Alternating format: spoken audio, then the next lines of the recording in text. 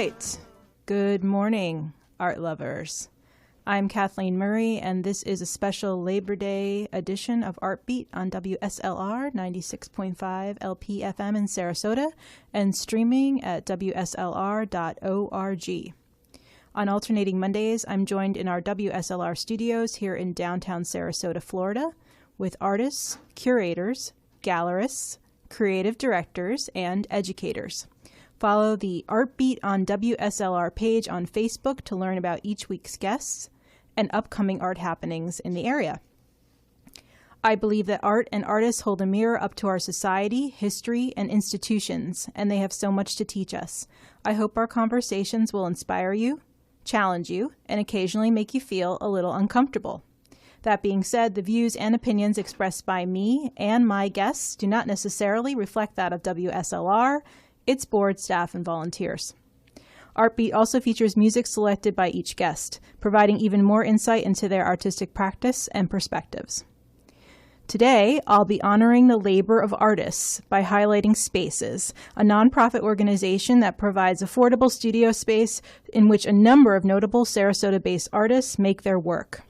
Spaces also hosts exhibitions and a lecture series that demystifies contemporary art at their 2087 Princeton Street location.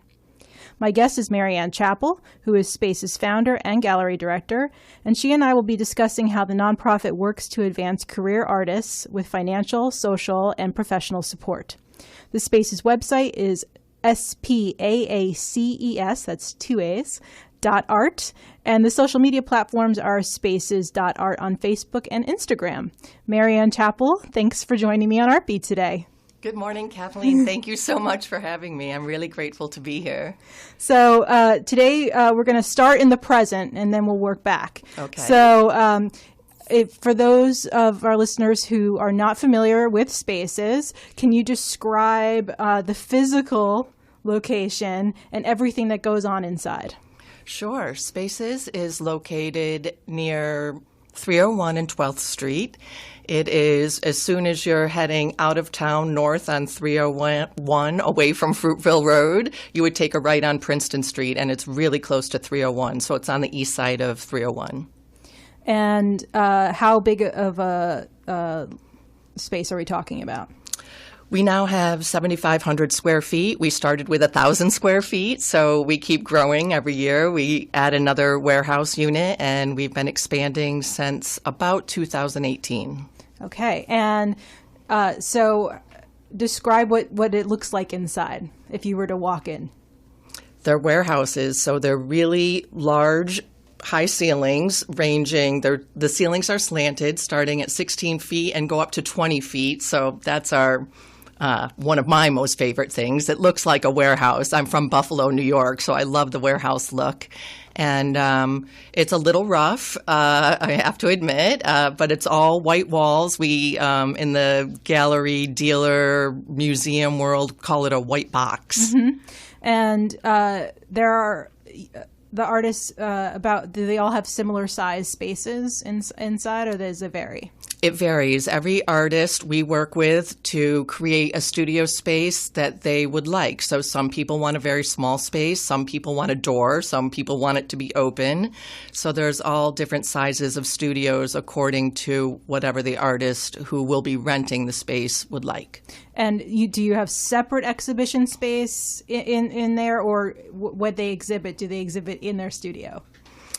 The artists that rent studios don't necessarily exhibit in the gallery space. The gallery is curated by myself, and I look for artists that are, I loved your intro. You described my sentiments about art exactly. I look for artists that are affecting social change with their artwork and that are really serious, have a career in the world of professional art making. So although our studio artists also adhere to that description, they are not necessarily always showing in the gallery. Got it. And I know that I've actually had a couple of guests that one has a space in your in Spaces. Another one was an exhibiting artist who've both been on the show. The exhibiting artist is Jesse Clark, who I know you were an early supporter of, and he just graduated from Ringling. He's amazing, and he's a photographer. And so how did you discover, like, somebody who was just so, literally still a student when you saw something special there? Well, I scour the internet for artists. I'm always looking for local artists that are in the Sarasota, Bradenton area, but we do also show all Florida artists. I'm an instructor at the Ringling College of Art and Design, and I have interns from the Ringling photography major. So that led me right into Jesse Clark. Very cool. Okay. Well, and if you want to see some of the work that's being exhibited, past and present at Spaces, please check out their website. And again, I think it's SPAACES.art. .art. Yep. .art. And so what does Spaces stand for? Yeah, Spaces is an acronym, and it stands for a Sarasota project aligning artists, communities, exhibits, and studios. And let's talk about why. Why, because you sort of went from, I think, mostly just a studio space for folks, and then you evolved into a nonprofit. Is that correct? No. Well, I got the space at 2087 Princeton Street as an art studio for myself, and it was an amazing space. And I thought, this is such a great space, I have to share it with other artists. So I was originally making art in the space as my studio. I would take everything away and host an art exhibition there for an artist. And then after that show came down, I would make art again. So I was rotating in and out in that way for a while. So it really started as a gallery exhibition space first. And then I evolved into creating another larger gallery exhibition space and having my own space next door. And then I evolved into having 3 artists plus my space, so 4 studios plus an exhibition space, and it just kept growing from there. And then how did you move from that to nonprofit? Yeah, I quickly realized I thought I was going to be a gallerist / dealer, and I quickly realized I'm not a great salesperson. I don't really enjoy the sales aspect of being a dealer, although that's kind of changed again. Everything evolves. But I really understood that we needed support for contemporary visual arts in Sarasota. We support and have these great large venues like the Ringling Museum and the Ringling College, but there aren't a lot of resources for the professional visual working artist. And I saw that through my travels around the country and the world. I love to travel. And I saw that other cities always seem to have this niche. And that Sarasota, although it's called an arts town, the professional working artists I felt needed some support. So I decided to create a nonprofit that would target that niche. I love that. I talk about that on this show, basically every show, about, this is a city that touts itself as a city of art and of artists. And, but if it's not careful, you can very easily price those folks out. So I am wholeheartedly in favor of everything that you're doing. Oh, great. Thanks, Kathleen. Yeah, we speak the same language. I love it. So we're going to take a little break, and let's see. I think we'll hear from David Byrne first. Feeling that vibe. You brought some really cool music with you today, so let's have some sad song by David Byrne.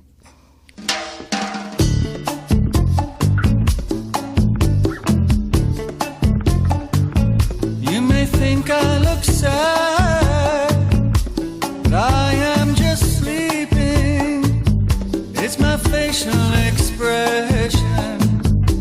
I'm probably dreaming.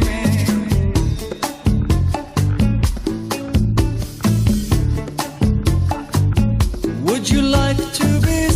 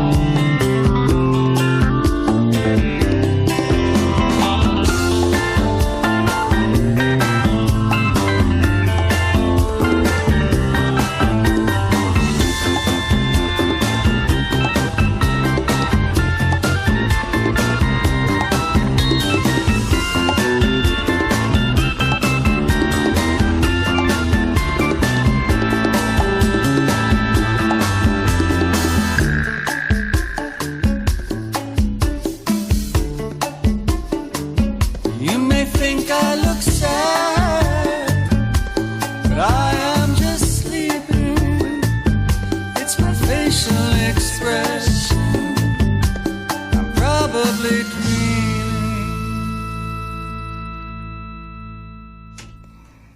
All right, that was David Byrne's Sad Song, and you are listening to ArtBeat on WSLR. I'm Kathleen Murray. My guest today is Marianne Chappell of Spaces, and we've been talking about how her organization supports contemporary career artists living here in Sarasota.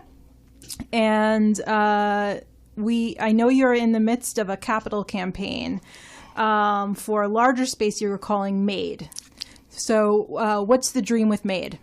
Yeah, thanks for asking. MADE is another acronym. I guess I like acronyms. It stands for a Major Art District Expansion.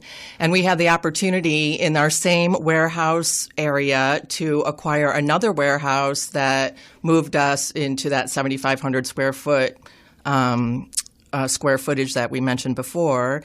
And we need funds to remodel, we need lighting, everything that you can imagine to support an expansion of that type.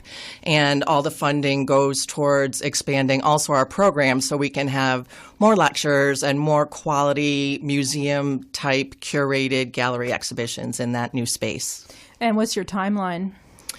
The campaign ends December 31st. Mm-hmm. So by the end of the year, we hope to raise $20,000. And then you're going to start doing the renovations after that is the hope. Correct. Okay.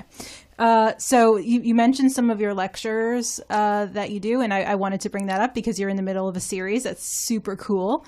It is Demystifying Contemporary Art. And I think it's a fantastic idea for for anyone who, has walked into a museum or has heard discussions about various movements and is just a little nervous about joining that conversation because they don't want to say the wrong thing or they don't want to seem like they don't have the right knowledge about it. And so you're kind of inviting experts to help break down various kinds of contemporary art. Yes, we created this series to be part of our MADE program. So although the tickets are $30, that $30 goes directly towards funding the MADE program to renovate the new space. And we have Catherine Bazura lecturing along with myself. She is a board member of Spaces, and she is an art historian who teaches at SCF. And it's so important what you said. And one of the purposes of the Spaces Foundation is to make contemporary art accessible to everyone. We know in the art world that this is a huge problem, that people are afraid to even go into a museum. They're afraid they're going to be judged. They're afraid they're not smart enough. I mean, there's all these undercurrents of kind of discrimination, if you will, against who gets to see contemporary art. And we really want to make contemporary art a level playing field, and everyone's welcome. And I would always suggest just to look at the art and start asking questions. How does this make me feel? What does this look like to me? And just ignore whatever stereotypes are out there about who's supposed to get in and who's not supposed to get it. Art is for everyone. I will say, I have some background. I was an art journalist. I worked for an arts nonprofit, so I have a decent vocabulary when it comes to art. And I have even walked into a gallery or two in this town and have felt completely intimidated by the way I was treated and just assumptions made about. And so and I'm coming from some background. And so I can only imagine what it's like for someone who just doesn't have any, background in the art and just really just interested in learning. And you have to have that welcoming way. So what is the next lecture that you have coming up? Do you remember the topic for that one? Yes. The second lecture is we're starting with art made in the 1980s, and we're moving forward from there. The previous lecture was setting up, what were the art movements previously? How did we, as the worldwide view of art, how did art rotate from realism, for example, or classicism into a rebellious stage? And over we had these cycles, and what cycles are we in now? So we're starting in the 1980s and moving forward from there. there. Okay, so what's the next one? Is it? I knew you were going to ask me that. I believe the next one is September 26th, but October 26th, but I can look at the website and double check for you. And again, it is on their website, which is spaaces.art. Thank you so much. Yeah, you got it.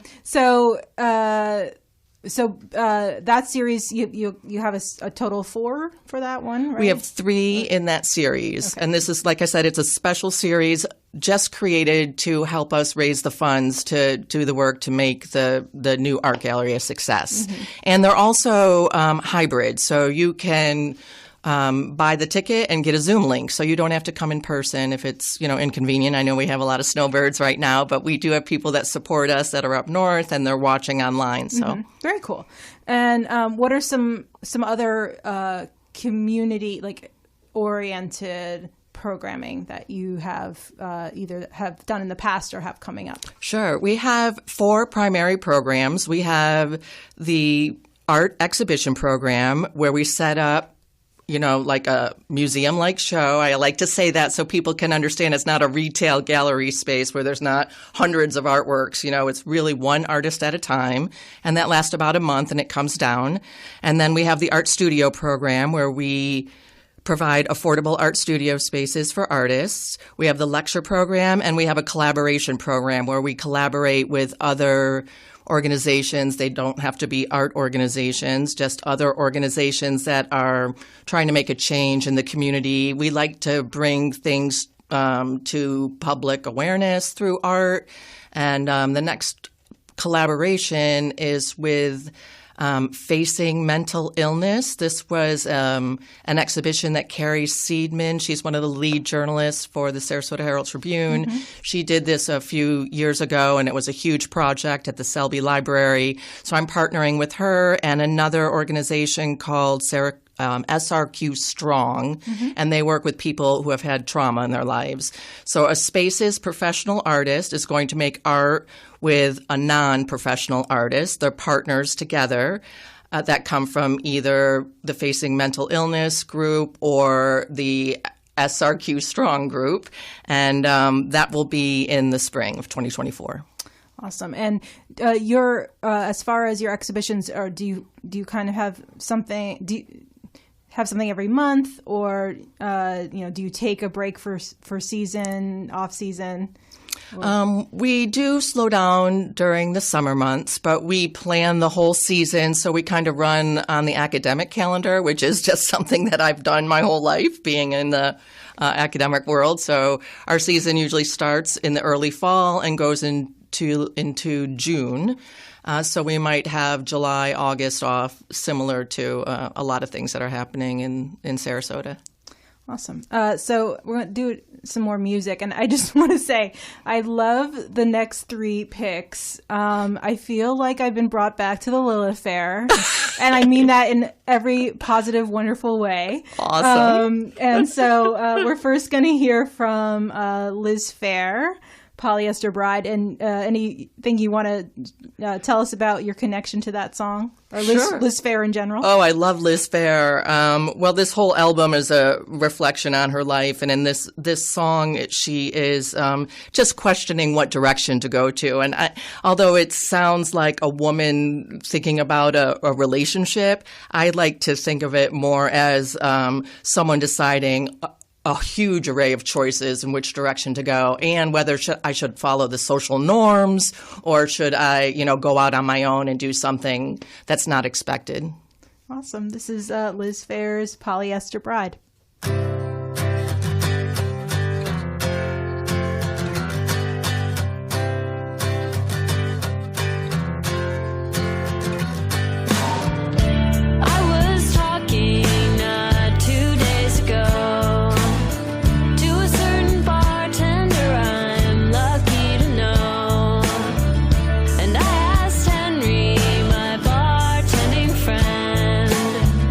If I should bother dating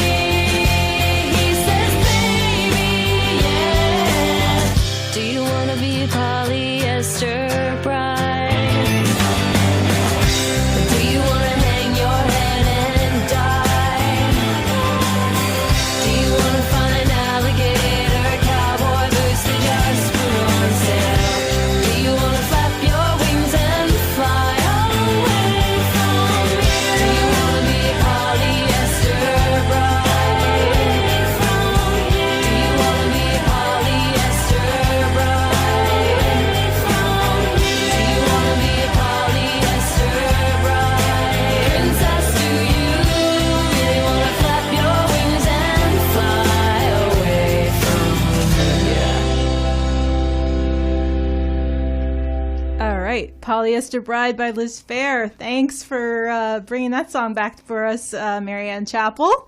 You're welcome. It's so fun to hear in here. It is. It really is. So again, this is ArtBeat on WSLR. I'm Kathleen Murray.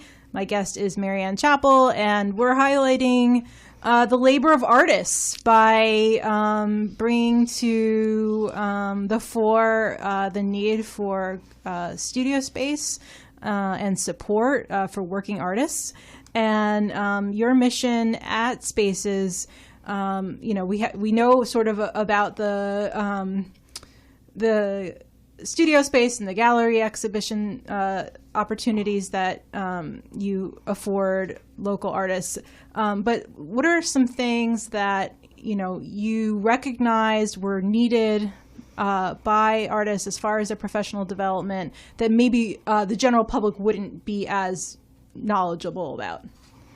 Yes, well, one of the things that I feel is really important is community for us, as I am one too, a professional artist, so that we're talking the same language. So the artists at Spaces are trying to apply for residencies, and there's really well-known residencies like Yaddo, McDowell, Skohagen. These are names that we know and we want to get into, part of excelling or trying to pursue a career in the fine arts. And then we talk about gallery exhibitions, how to get a solo exhibition at a well-known gallery or someplace that will enhance our career.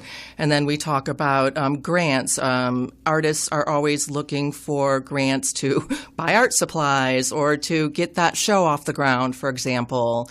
We have an artist coming up who is a Spaces studio artist, and she's having a show in New York City in Chelsea at Winston Wagner. Alicia Brown. Yes! I love her. And, amazing artist. That's the dream. So our artists are really working towards this, and we need all these different art worlds in Sarasota, but there's nothing with this really particular bent with these types of artists who are trying to achieve some type of professional success.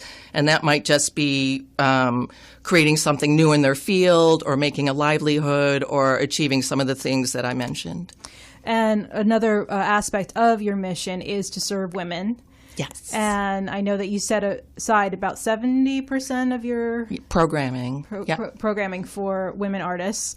And why is that necessary in 2023? Oh my gosh, it's so necessary still. I mean, a lot of younger artists that I speak to, younger women artists, that they don't really understand it either so much. And there's still a huge pay gap, representation gap. Women still get a really rough deal in the world of fine art and in many other careers as well. But, I just thought it was really important to highlight women and to give 70% of all of our programming opportunities to women artists so that we can try to equalize that gap or at least make it known that this is still existing today in 2023 and that, we have to be vigilant about trying to level the playing field. And we mentioned Alicia Brown, who was on this show a few months back. Were you sort of kind of following along sort of from the beginning of her career, or how did she sort of enter the Spaces space? Where was she at? She found us, actually. I didn't know that she lived in Sarasota, and she came looking for a studio space, and we were so, excited to have her. And that's exactly so. Right now, we don't have any type of application process, but in the future, it would be that type of person who's building their resume and at least applying for things that Alicia has already achieved. But she's incredible. And I'm so excited because I'm going to New York to go to that opening, which is September 14th, in Chelsea. That's so cool. Yeah, Winston Watcher is the gallery. Wagner. Wagner, sorry. Yeah, it's a strange name. No problem. And yes, her paintings are really cool, realism. Figurative. And it sort of looks back at old way of doing portraiture, but with new faces in those portraits, kind of thing, right? Ish. Yeah, I think she went to school at the New York Figurative Academy, so she knows anatomy and how to render form and all those things that figure painters like to do, but she puts this contemporary twist on it where she talks about being transplanted from Jamaica into America and the struggles that her family has had and she has had. So they're all portraits of her family members. And we call it a narrative. So there's a storytelling element and there's plants and bugs and birds that are all from her native birthplace. And who else is in there right now? Is it majority painters or do you have sculptors? Like, Sure. Well, we have the majority art painters. We have Claudia Ryan. She's been a painter in the Sarasota area for a long time, and kudos to her. She just got a few pieces into permanent collections at the Tampa Museum and at the St. Pete Fine Art Museum. We have Lane Nixon. She's really well known in the area. In terms of sculptors, we just got a sculptor group. They're called Imparo, and they're much more academic. So they're having figure drawing workshops and open figure practice where everyone can just get together and draw. But their studio is amazing because they have bronze busts and just gorgeous academic sculptural pieces throughout. So we're really excited to have them because we have a lot of these contemporary artists that are very clearly working on, some type of art form that you would say is contemporary, but the academic sculptors are really, taking us to a next level and making it a wider hoop. And as far as the public being able to get a window into the work of your studio artists, is that possible to do, or is it kind of it's hit or miss? Yeah. Okay. Yeah. So it's you don't have like open studios at this. We point. do have open studios the second Saturday of every month. Oh, okay. And then for our art openings, which are super fun because we're in this warehouse district, but the parking lot is closed down. Nobody's there but us for these art openings. And the parking lot's filled with people just going in and out of studios. So everyone's always there when we have the art opening for whoever's showing in our spaces gallery is being honored with that celebration. But also the studios are open. But different from other studio spaces, these artists really want to be serious and work. So their time there, they have doors, they shut the door, they don't want to be disturbed. So they're there to really make art. So it is, but we give tours all the time, and I give a tour. I have all the keys. So if anyone would like a tour, just, give me a call and I'll show them around. And again, it's located at 2087 Princeton Street, which is, what neighborhood are we talking about? It's just east of 301 and it's in the Park East neighborhood. I'm also a participant in the Park East Neighborhood Board, and that neighborhood is becoming gentrified, and we talk about that a lot in our board meetings. We would really like to support all levels of demographics, and it also is the neighborhood that has the highest percentage of Hispanics living in, or I should say Spanish-speaking people, because there's Latino, Hispanic, and we want to support that group of people as well. So we're really trying to keep this kind of interesting flavor. People are walking around in the neighborhood. It's not like, some neighborhoods in Sarasota are really sterile. You don't see anyone on the street. But this is a really kind of funky neighborhood, and we want to preserve that. And in that neighborhood is the Limelight District. And my friends over there on Lime Avenue, Creative Liberties. Shout out to Creative Liberties. They also have art studios. So it's becoming a more artsy neighborhood. And like you said, and there's always that kind of balance of trying to, keep it as a place that's welcoming for the folks that have been there first. So yes, and I know it's something, and it's doable. It's just, it takes thought and exactly. And you can't, yeah. A lot of cities in the States have done that, where they have, people are investing and making a beautiful home on the property, but maybe they have a garage that they renovated into some type of rental property so that the density, you can still keep a high density and have it be a charming neighborhood. It doesn't mean high rises. And we're going to do another song now. Oh, cool. And like I said, continuing on our kind of songwriter, 90s, cool women, how about some Natalie Merchant? I love that. Kind and Generous is the song that you picked. I know that you have a connection to Natalie back from your Buffalo days when it was 10,000 Maniacs. And so I assume you've been a fan since the beginning. Yes. I used to drink in a bar, and the 10,000 Maniacs would, some of the guitar players or whatever drummers would come in drinking at the same bar. And I love Natalie Merchant. I love some of her just acoustic solo work too. And this song is just about being grateful. Again, I think many people would construe it to be a relationship, which I don't necessarily see it that way. She's just giving gratitude, to the universe or, for being alive. So I just love this. And I heard just recently that this song is now in the Barbie movie. I have to look that up. Oh, well, because another one of your songs is definitely in the Barbie movie. Oh, no. How does this happen? It's awesome. Okay, cool. All right, here's Natalie Merchant's Kind and Generous. What is...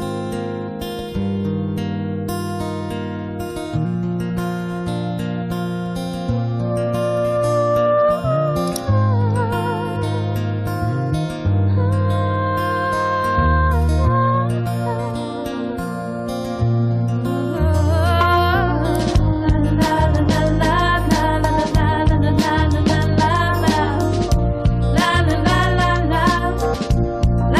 la la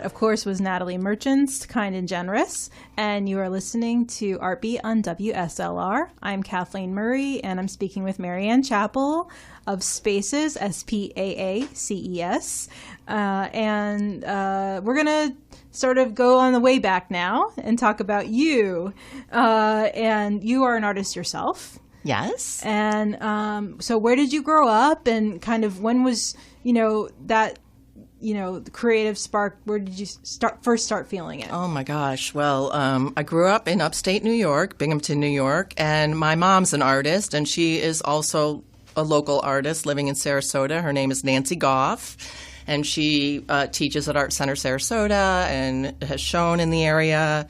So I saw her painting from as early as I can remember. So I guess she set the paved the road for me, and she always made art. She worked full-time, single mom, raising 5 girls, and had time to make art. So, that started it. And then I took art throughout high school, and then I got my bachelor's of fine art, and then that was at Buffalo State. So I lived all over upstate New York, and then I got my master's in fine arts from Indiana University.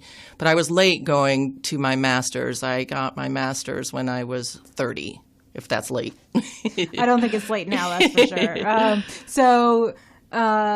And are you? And what is your practice? Is it painting? Is it drawing, sculpture? Yeah, my master's was in fine arts painting, so I think of myself as a painter, and I'm a figurative painter. And although I've experimented in a lot of other genres, I've done abstraction. I don't know if you know Philip Guston, who's one of my idols.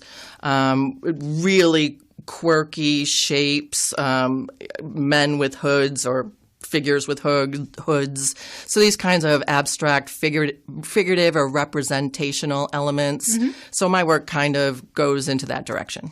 And so who would you say your mother was your mentor, or who? Not really. She didn't talk about it much. She just did it. Interesting. Mentor, I don't know. It was just always in me. I always felt like I had to make art. And I did go for a while I tried not to make art, and I just, fell into a depression. And I was like, I need to make art just so I can live and feel good about myself. So, it's just, I'm really lucky that I was able to make a career or a calling out of what I love. And so how are you balancing running Spaces and having an artistic practice of your own? Yeah, it's really hard. Well, I've always taught, and even though I've taught as an adjunct professor at the college level, it's a full-time gig. Adjunct means part-time, but it's really a demanding job. So I've always balanced it, and I guess one of the great things about being an artist, and all of the artists I know, is that we're really good at creating varied schedules. So strange part-time hours. Many artists are also, waiting tables or doing odd jobs to make it work. So same with Spaces, although my art studio is right next to my office now at Spaces. So I'm in and out of the office, and I have scheduled office hours. And that's a great time for anyone to come in to visit Spaces. It's Thursday, Friday, Saturday from 10 to 3. And so outside of, you said that, you sort of work it in when you can. Have you carved out any specific time for your art making? Absolutely. I have to. Sunday's my favorite day. I'm at Spaces every single day of the week, and some people go, oh, you should take a day off, but I love it. I wouldn't want to be anywhere else. I try to stay home and do the laundry. I'm just not a good housekeeper, I guess. But, I want to be there. So I'm in my studio, supposed to be in my studio Sunday, Monday, Tuesday, Wednesday. So those 4 days out of the week. Although, like I said, I'm doing all kinds of odd jobs around Spaces. Yesterday I was caulking doorways where water was leaking into one of the studios. So, jack of all trades. Of course. And you are also a faculty at Ringling. And what do you teach there? On and off. I've been adjunct there since the year 2000, so over 20 years. And I started in the core department, which they don't have anymore, but I'm still in fundamentals. So I teach, I've taught everything: color theory, figure drawing, landscape painting, you name it. And one of the things I noticed on the Spaces website is you said, again, having a place for affordable studio space, having an opportunity to exhibit might help keep some of those Ringling talents in Sarasota. And that's something I was sort of curious about. Like, is there sort of discussion or effort to sort of keep that talent here and before they head out somewhere else? And I guess, has that been successful? Well, we haven't really been able to yet rent studios, although it's in the works that we talk about it a lot at Spaces. How can we give those who have just graduated with a fine arts degree from Ringling or elsewhere in the area by giving them an even more discounted rate? Right now we have a sliding scale for those that are in different, income scales or income whatever. And sorry. Yeah. So we're trying to figure out how we can get those students to stay here. Right now, many of the students that attend Ringling they're not from Sarasota. They come in from out of town and then they go back to where they came from. But yeah, we're trying to figure out a way to really nurture the younger emerging artist. Do you have support from the city about, is that recognized? Not yet. We'll say not yet. Or not. One of our supporters is Joe Figg. He's the chair of the Fine Arts Department at the Ringling College, and he really supports Spaces, and we've done some collaborations. So we've talked about different ways, that this might be a more standard, So as we're developing, we're only 3 years old. We've got our nonprofit status in 2020. And so right now we're just, trying to really deepen the programs that we have. But it is definitely something that we talk about. And we really would love to be like a nationwide recognized art destination for maybe residencies or people to come from out of town to get a studio and live in Sarasota. So hopefully we'll be attracting more professional artists. All right. We're going to do another song. And this one is the one that I know was in the Barbie movie because I saw it recently. And I think hopefully it brought a whole new set of audience ears to Indigo Girls. This is Closer to Fine.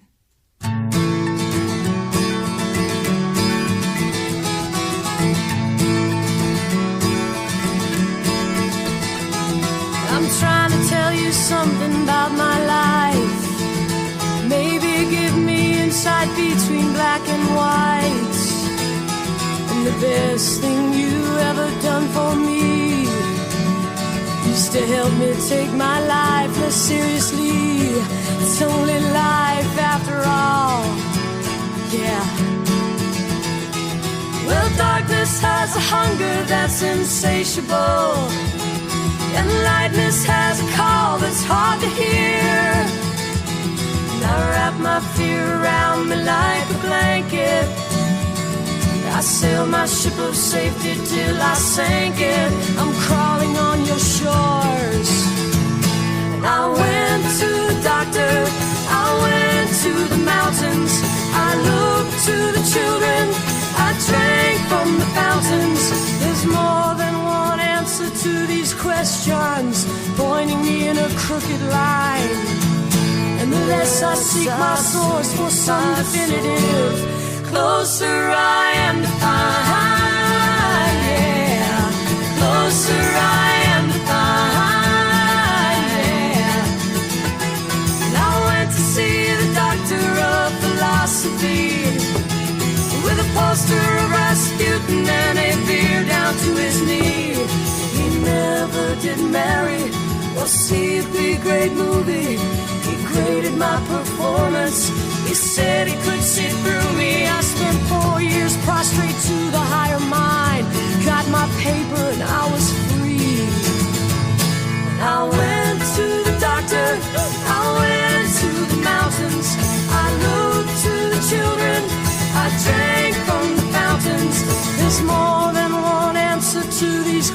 questions, pointing me in a crooked line. And the less I seek my source for some definitive, closer I am to find. Yeah. Closer I am to find. Yeah.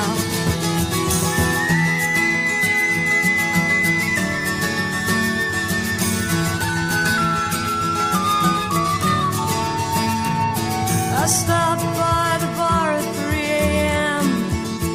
to seek solace in a bottle or possibly a friend.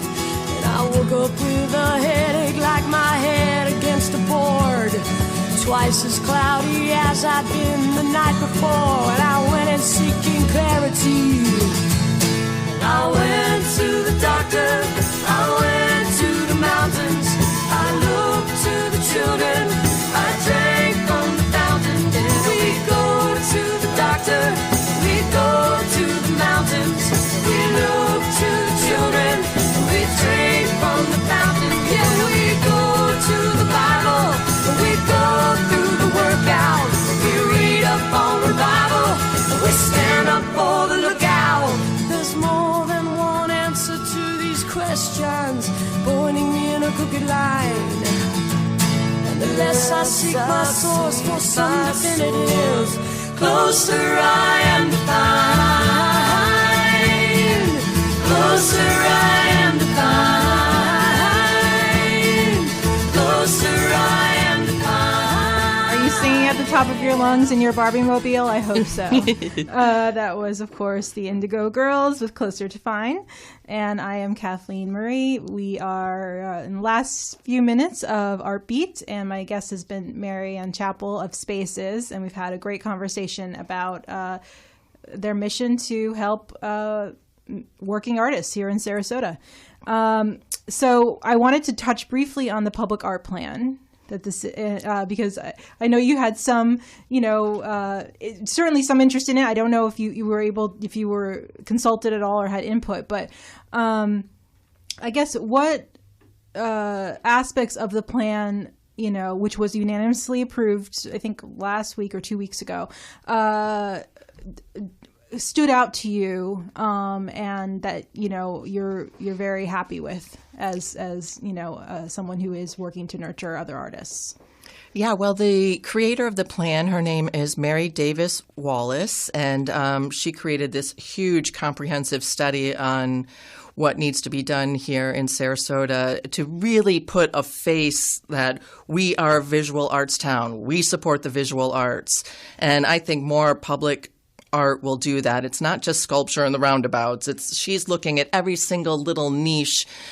She's looking at art in the Park East neighborhood, which wouldn't normally be considered. And one of the things that stood out to me the most is that developers in other cities pay a fee of 1% of their total investment to the public art plan. And we had a 0.5% fee. So part of this plan getting passed is that we now have a 1% fee to developers to invest in our public art. So that's really exciting. That will be a huge, obviously, boon to the budget. Huge. It's going to change everything. Yeah. And so I just wanted to share, if you are an artist, go to sarasotafl.gov/public art. And everyone can read the approved plan. I really suggest you take a look at it. And then you can see the city's call for artists for its mural roster.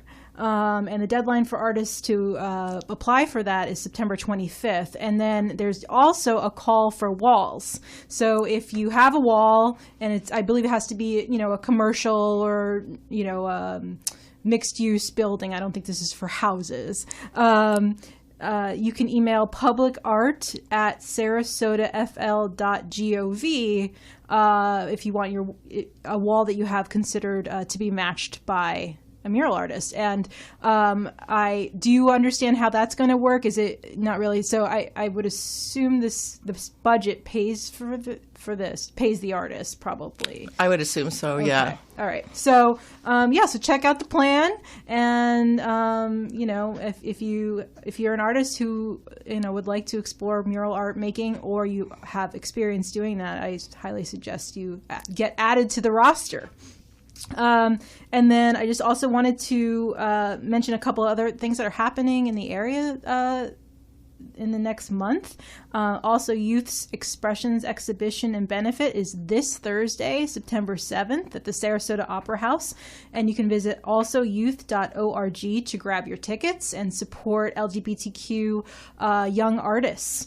And then Fogartyville, right here, attached to the WSLR studios, will be hosting the first theater production, a solo exhibition of paintings by Jade Griffin. And the public is invited to a reception with the artist on Tuesday, September 19th at 5:30 p.m. And then we're actually also having a screening of a film called One Pint at a Time right after that. That's a free screening highlighting beer brewers who are black beer brewing businesses, which again is not as well known. And one of the highlighted breweries in the film is from Tampa, and they're going to be here for the screening. So that should be a lot of fun. Again, that's on Tuesday, September 19th. And so you want to give a shout out to anything in particular happening at Spaces? Well, we have the Contemporary Art Demystified lecture that is ongoing, and we have our first exhibition that is opening October 6th with, it happens to be this time, one of our Spaces artists who is also a Ringling art instructor, and it's installation art. So it's art that we normally would not see in Sarasota. So I welcome everyone to come and see that. What's the name of that artist? Marina Sheltoot. And it's inspired by the act of cleansing, ablutions, and affirmations, it's called. So there's some affirmations in a kind of tongue-in-cheek way, like we say, live, laugh, love. But come on, how easy is it sometimes to just live, laugh, love? So she's, playing with affirmations, and she has pink, speaking of Barbie, pink sinks and all kinds of bathroom. Oh, I think I saw some of those photos. Okay. Oh, cool. I'll make sure I share those. It looks amazing. Great. I'm really excited for that exhibition. Okay, cool. And again, and your website is spaaces.art, and the same handle on both Instagram and Facebook as well. Yes. So, thank you, Marianne. Thank you for having me. This has been so much fun. I loved having you. And support for WSLR comes from Breaking Wave Coffee, a specialty cafe serving coffee, tea, and food, along with offering mobile espresso bar services, and that's located at 1310 Main Street in Sarasota. More information can be found at breakingwavecoffee.com. This episode of ArtBeat was engineered by Bluegrass host John Dickman. Democracy Now! Is next. We will go out with some Yo-Yo Ma playing Bach, which is the last song that Marianne brought us, which is very cool. I'm Kathleen Murray, reminding you to always support your local library and indie bookstore and put a banned book in the hands of someone you love.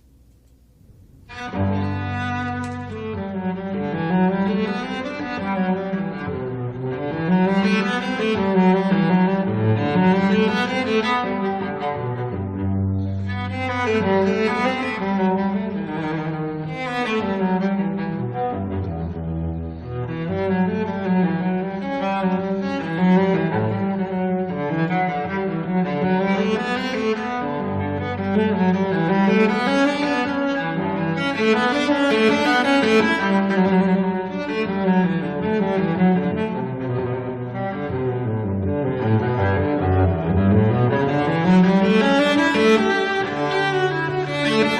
you.